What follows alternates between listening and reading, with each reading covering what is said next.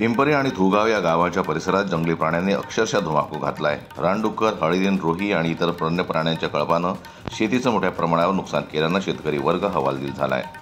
हातातोंडाशी आलेलं पीक उद्ध्वस्त होत असल्यानं बळीराजा प्रचंड आर्थिक संकटात सापडला आहे।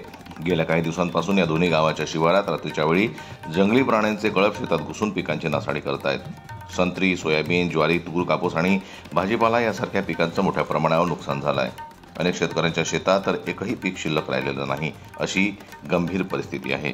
शेतकऱ्यांनी अनेक उपाययोजना करून पाहिल्या, रात्री जागून पिकांना राखण करण्याचा प्रयत्न केला, परंतु जंगली प्राण्यांचा उपद्रव कमी झालेला नाही।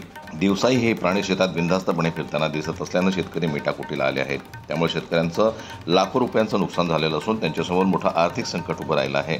शासनानं या गंभीर समस्येकडे तातडीनं लक्ष देऊन जंगली प्राण्यांचा बंदोबस्त करावा आणि नुकसानग्रस्त शेतकऱ्यांना योग्य नुकसान भरपाई द्यावी, अशी मागणी येथील शेतकऱ्यांनी केली आहे। अन्यथा आत्महत्येशिवाय पर्याय राहणार नाही, अशी भीती अनेक शेतकऱ्यांनी व्यक्त केली आहे। जनमत लाईव्ह न्यूज करता चांदूर बाजारहून मयूर खापरे यांची रिपोर्ट।